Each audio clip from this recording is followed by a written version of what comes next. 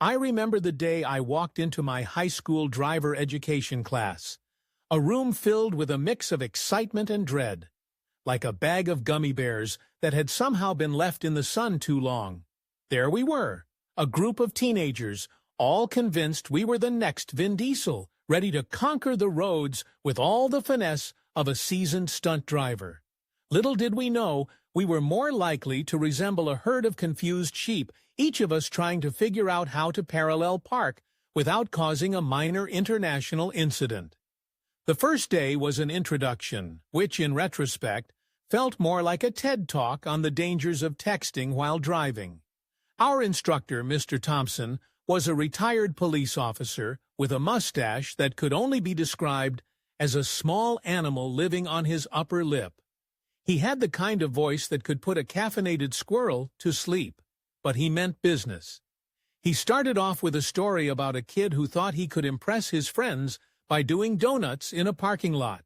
Spoiler alert, the car didn't just spin, it ended up in a tree.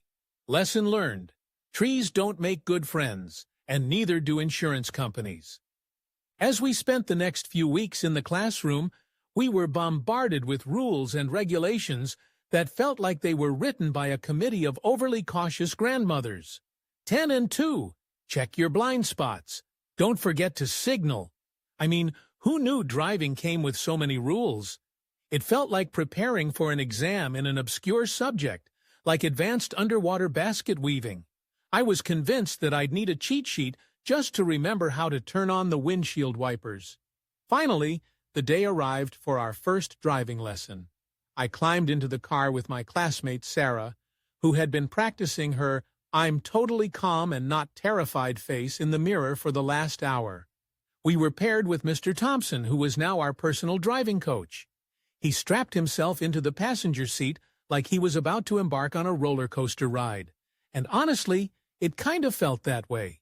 I gripped the steering wheel like it was the last lifeboat on the Titanic, and with a shaky breath, I turned the key in the ignition.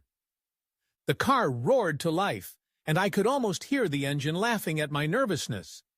As I pulled out of the parking lot, I felt like I was on a game show where the prize was not crashing.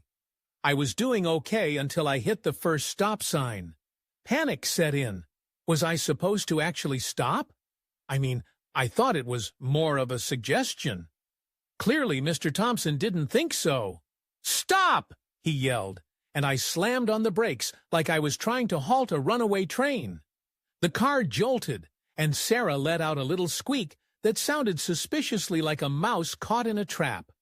After a couple more near-death experiences involving curbs and pedestrians who clearly had no idea they were living dangerously, we finally made it back to the parking lot.